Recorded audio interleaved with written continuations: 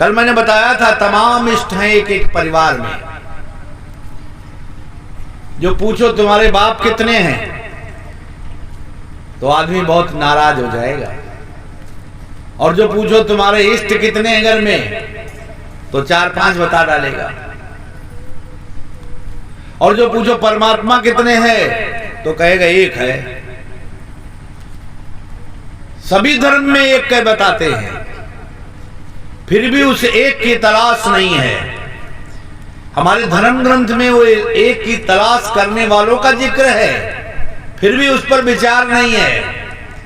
ये क्या है? प्रभु विषयक भ्रम, परमात्मा विषयक भ्रम। और जब ये भ्रम ही दूर नहीं होगा तो आप वहां जाएंगे कैसे? वहां का टिकट कैसे कटाएंगे? उस लक्ष्य पर कैसे पहुंचेंगे? उस गंतव्य का पता ही नहीं है तो जाएंगे कहां?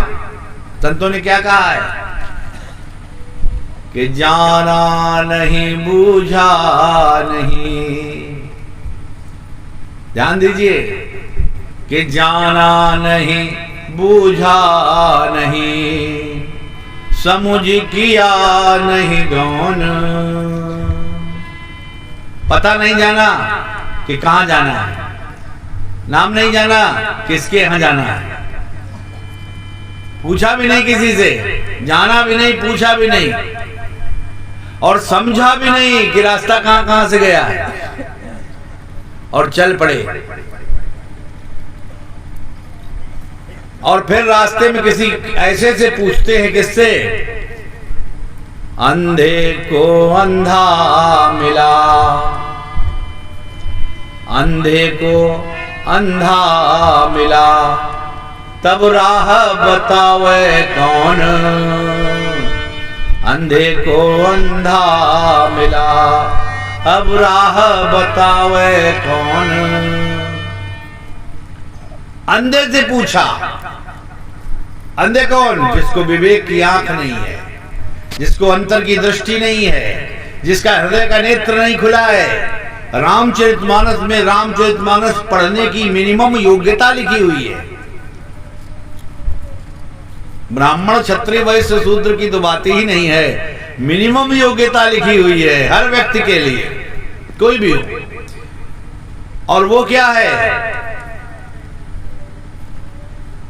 वो ये है कि ऐसा गुरु मिले जिसके चरणों का ध्यान करने से तुम्हारे अंतर में दिव्य दृष्टि जागृत हो, खुले। उघर ही विमल विलोचन ही के, अंतर की आंख तब खुलेगी। और फिर अगली जगह में क्या लिखा है? सूझा ही रामचरित मणिमानिक। मणियों और मोतियों का खजाना है रामचरितमानस, और इस खजाने में से उसको खोद कर निकालने मेहनत करोगे, मेहनत करनी पड़ेगी, खोद कर निकालने में मेहनत करनी पड़ेगी। और जब निकाल लोगे खोद कर तो आपको गुप्त प्रकट जहां जो जय खाने, जो गुप्त वस्तु है वो भी निकल आएगी, और जो प्रकट है वो भी पहचान में आ जाएगी, पहचान में आ जाएगी। अब जो आपसे पूछेगा झूठ क्या है और सत्य क्या है, तो आप कह देते हैं जो आंखों से दिखाई पड़ता है वो सत्य है, और जो नहीं दिखाई पड़ता है वो झूठ है। संतों ने क्या कहा है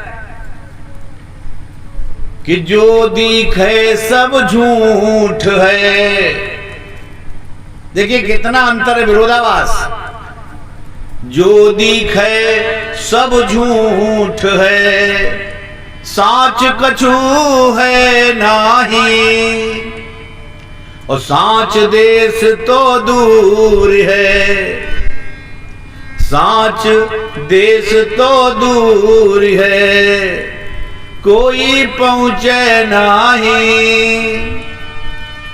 यहां जो कुछ भी दिखाई पड़ता है वो सब मिथ्या है। कैसा मिथ्या? जिसका नाश होता है वो झूठ होता है। ये शरीर जड़ है, ये मन जड़ है, यहाँ की रचना जड़ है, यहाँ की वस्तुएं जड़ हैं। इस संसार की हर वस्तु नाशमान है, हर वस्तु, और इसलिए वो असत्य है। इसको असत्य कहा है। संतों की भाषा में और वेदों की भाषा में असत्य, मिथ्या, देही मिथ्या है। आपसे पहले आपके परिवार में ना जाने कितने लोग हो गए हैं और चले गए। अब बहुत 2, 4, 6, 8 पीढ़ी के बाद शायद आपको नाम भी पता न हो वो कौन थे और उनकी शक्लें कैसी थी।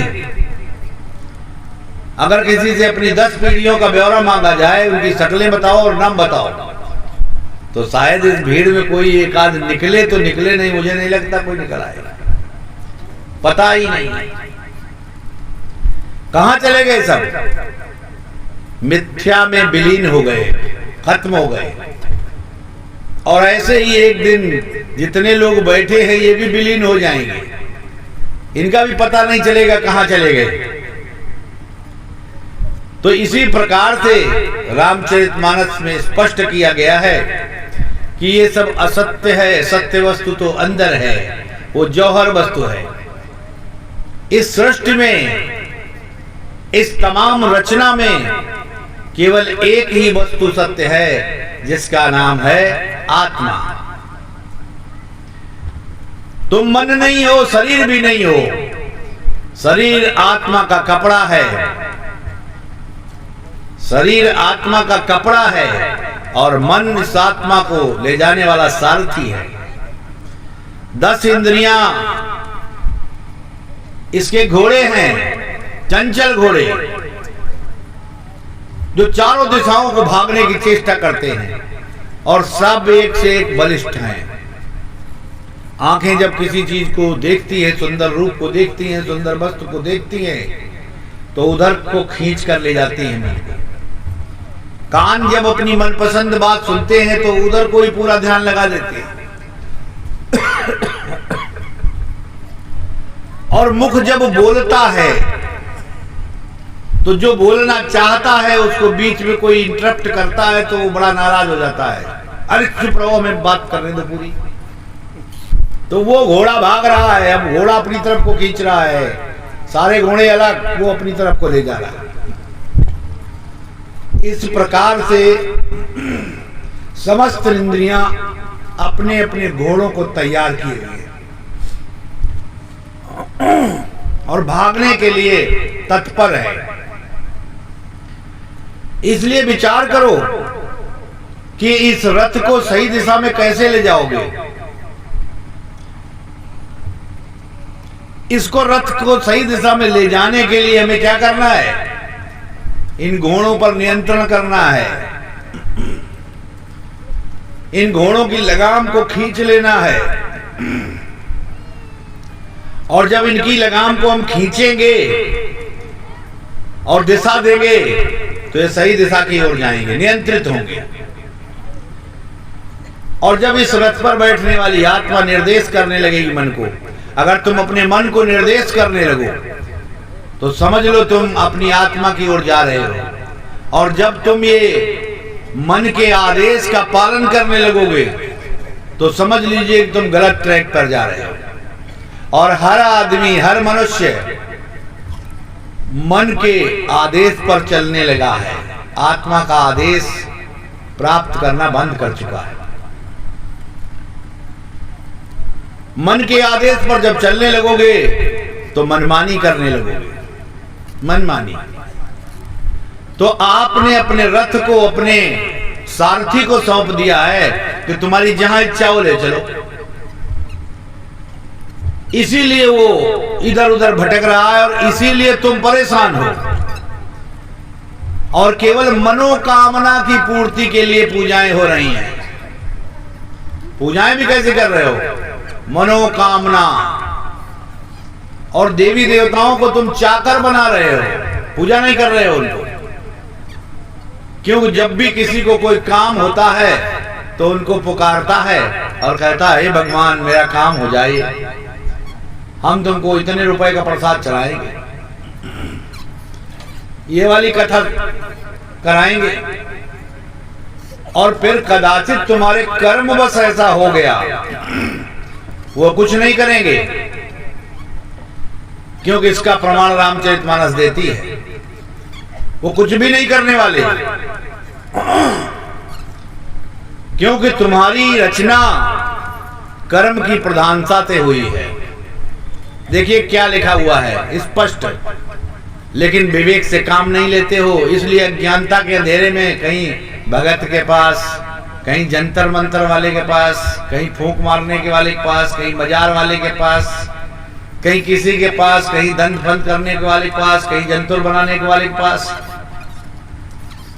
सोचते हो ये हमारा भला कर देगा। तो तुम तो राम की बात भी नहीं मानते भाई। अगर शंकर जी के पुजारी हो तो शंकर जी की बात भी नहीं मानते, क्योंकि शंकर जी भी ये कथा सुना रहे हैं पार्वती जी को। कल मैंने बताया था कहाँ कैसे सुना रहे हैं। काकभूषण जी सुना रहे हैं कहाँ को? गरुड़ जी को, जो विष्णु के वाहन गरुड़ जी हैं, बैकुंठवासी हैं गरुड़ जी, उनको सुना रहे हैं।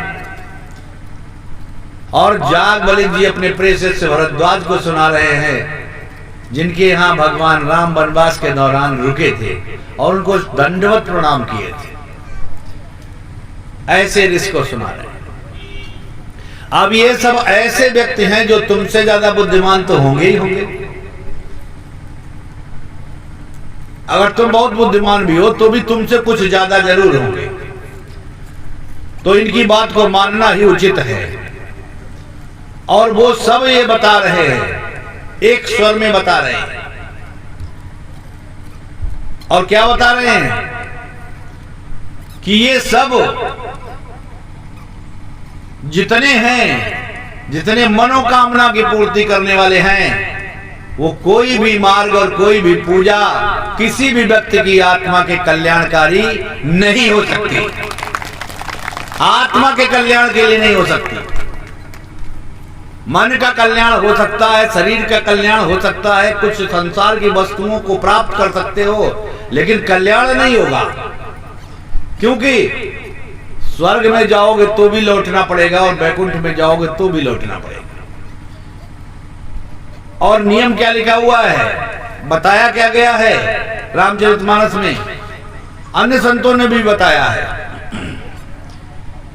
कर्म प्रधान विश्व करी राखा, कर्म प्रधान विश्व करी राखा, कर्म प्रधान विश्व करी राखा, जो जस करई सो तस फल चाखा, जो जस करई सो तस फल चाखा, जो जस करई सो तस फल चाखा, कर्म प्रधान विश्व करी राखा, कर्म प्रधान विश्व करी राखा, कर्म प्रधान विश्व करी राखा, जो जस करई सो तस फल चाखा, जो जस करई सो तस फल चाखा, जो जस करई सो तस फल चाखा। दूसरी जगह वनवास के दौरान जब लक्ष्मण जी निषाद राज के साथ रात्रि में पहरा दे रहे हैं, तो उस जगह पर भी क्या कर रहे हैं कि बता रहे हैं, इसी बात को बता रहे हैं। क्या बता रहे हैं? को नहीं सुनु सुख दुख कर दाता, को नहीं सुन सुख दुख, बजाते रहा करो ना धीमे आता, को नहीं सुन सुख दुख कर दाता, निज कृत कर्म भोग सब भ्राता, निज कृत कर्म भोग सब भ्राता, निज कृत कर्म भोग सब भ्राता। जब निषाद राज कह रहे हैं कि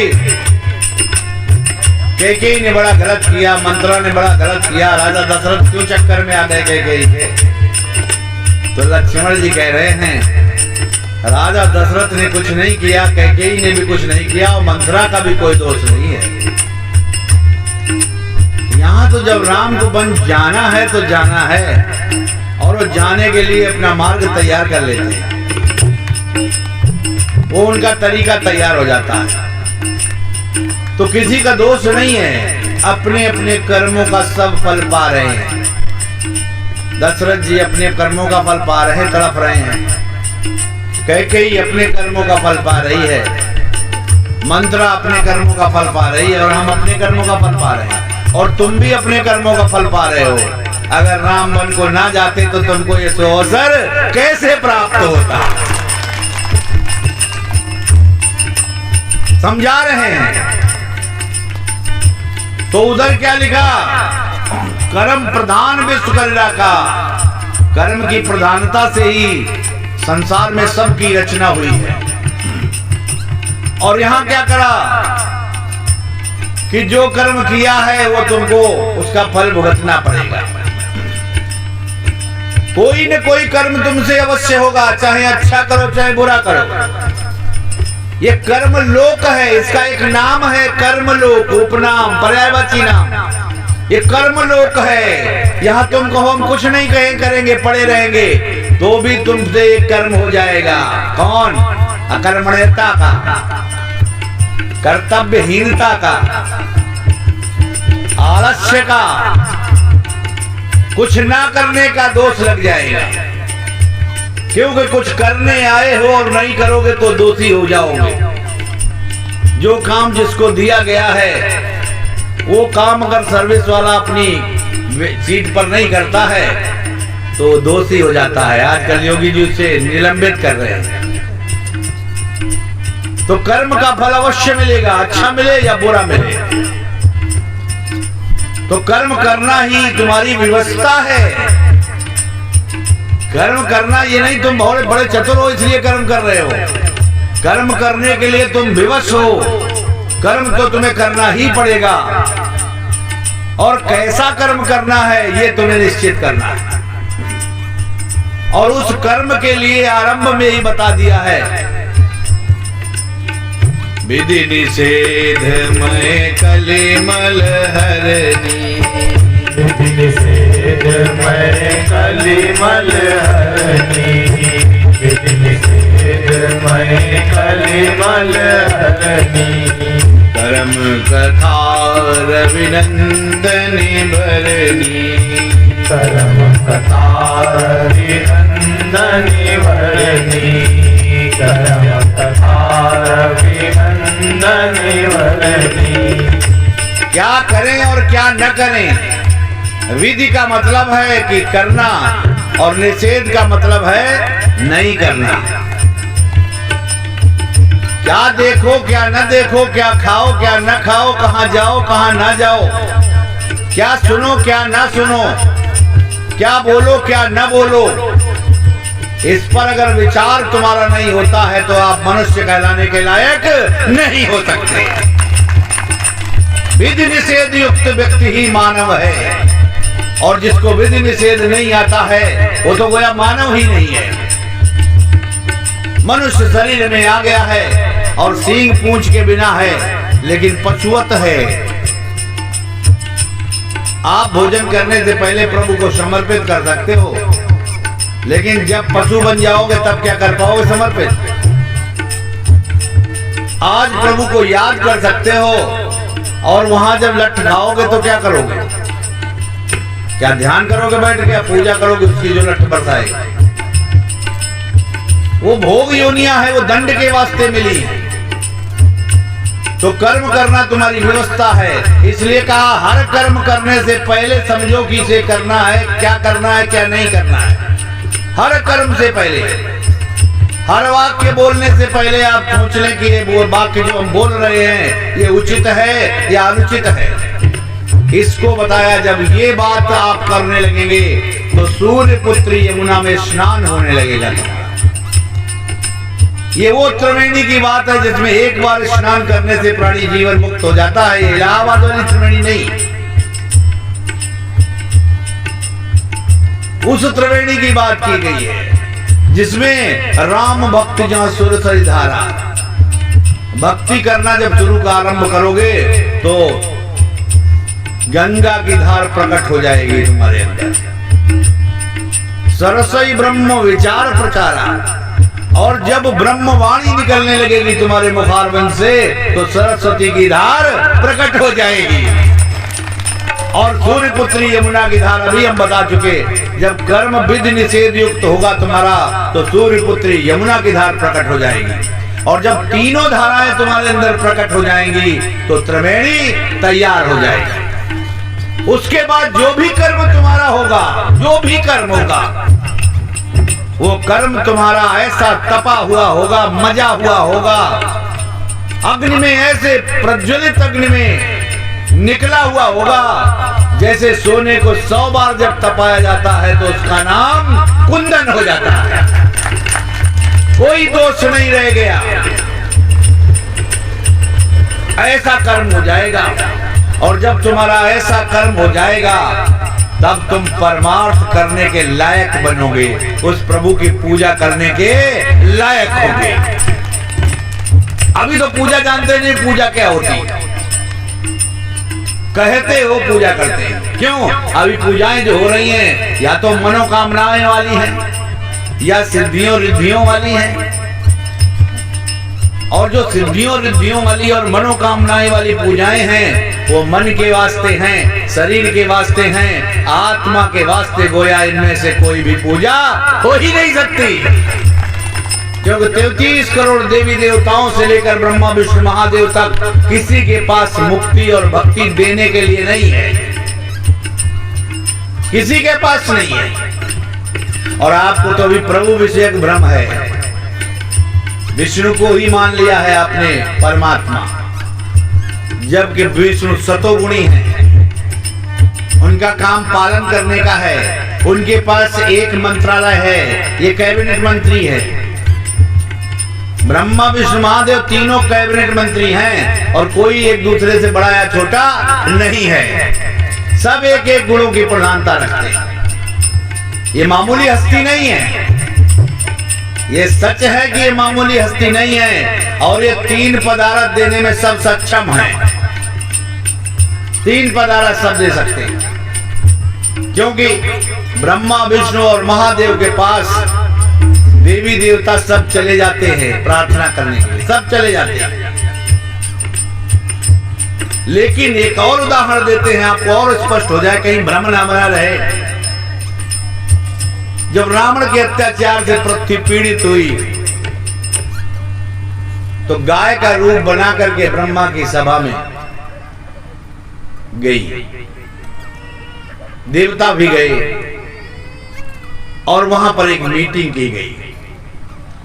और शंकर जी बता रहे हैं ये कथा पार्वती जी को, कह रहे हैं कि मैं भी था उस सभा में, तेहि समाज गिरिजा में रहूं, तेहि समाज गिरिजा में रहूं, तेहि समाज गिरिजा में रहूं।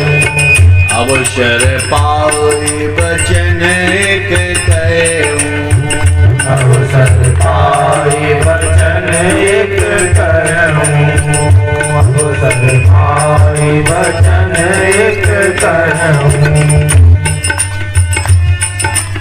सबसे पूछा गया कि बताइए भाई वो परमात्मा कहाँ रहता है जिसके पास चल करके हम लोग पृथ्वी का कष्ट सुनाएं, दूर करें। क्यों? ब्रह्मा जी से जब रोया पृथ्वी ने तो ब्रह्मा क्या कहते हैं, जाकर तय दासी सो अविनाशी हमरे तोर सहाय। जिसकी तू दासी है वो अविनाशी है, वो हमें तो दिखा नहीं आज तक, और हम भी उसी की सहायता लेकर कार्य कर रहे हैं। और तुझे जिसने बनाया है वही तो तेरी सहायता कर सकता है। सरकारी लोग जानते होंगे, नौकरी करने वाले जो अपॉइंटिंग अथॉरिटी होती है, जो नियुक्ति देते हैं, वही उसका सस्पेंशन ऑर्डर भी दे सकते हैं। जो पोस्टिंग करता है वही हटा सकता है, उससे नीचे वाला नहीं हटा सकता। तो कहा पृथ्वी तुमको जिसने बनाया है उस दिन हमको भी बनाया है, तुम्हारी भी वही सहायता कर सकता और हमारी भी कर सकता है। हम इसमें कोई सहायता तुम्हारी नहीं कर सकते। आओ हम सब मिलकर के पता उसका लगाने का प्रयत्न करें। तो कोई क्या कह रहा है, वैकुंठ जान कह को, वैकुंठ जाने का को, वैकुंठ जाने का को कह पय निधि बस प्रभु सो, कह पय निधि बस प्रभु सो, कह पय निधि बस प्रभु सो। कोई कह रहा है वो वैकुंठ में रहता है और कोई कह रहा है तो वो क्षीर सागर में रहता है। और ये सब अपनी बात बता चुके तो ब्रह्मा जी की नजर भोलेनाथ पर गई। बोले भोलेनाथ तुम क्यों चुप बैठे हो, तुम भी तो कुछ राय दो, अपनी कुछ मशविरा दो, जैसे पंचों में लोग पूछते हैं भाई बताओ क्या हो। तब शंकर जी कहते हैं कि समाज गिरजा में रहे। मैं भी उस मीटिंग में था और अवसर पाए वचन एक कहूं, इंतजार करता रहा कि मेरा अवसर आएगा तभी बोलूंगा। अभी क्या होता है, कोई एक बात कर रहा हो तो दूसरा बीच में बोल पड़ता है। और वहां क्या संदेश दे रहे हैं कि जब मौका आए तब बोलो। यही इंसानियत है, यही सभ्यता है, यही संस्कृत है।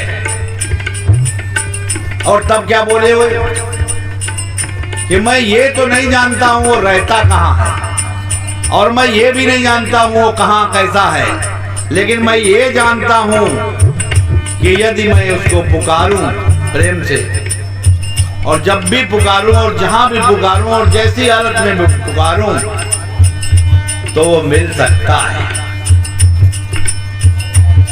तो वो मिल सकता है।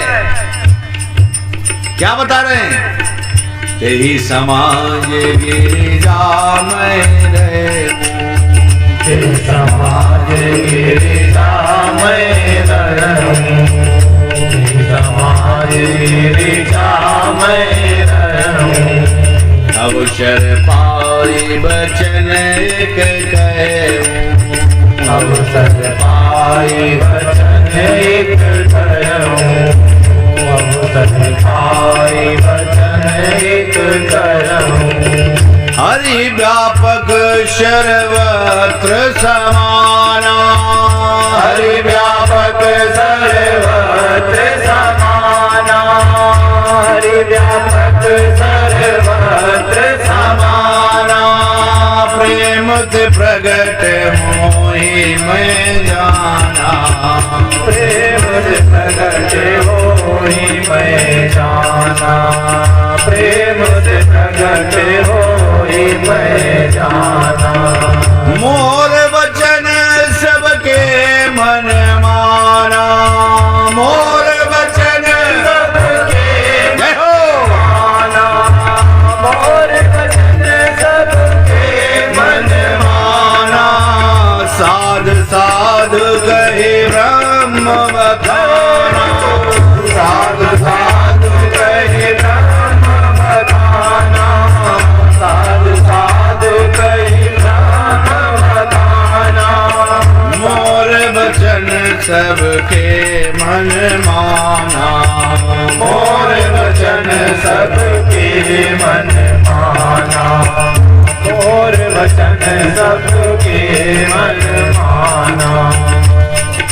बता रहे हैं शंकर जी कि मैंने कहा कि इतना मैं जानता हूं कि प्रेम से उसको पाया जा सकता है और कोई दूसरा रास्ता उसको पाने का बना ही नहीं है।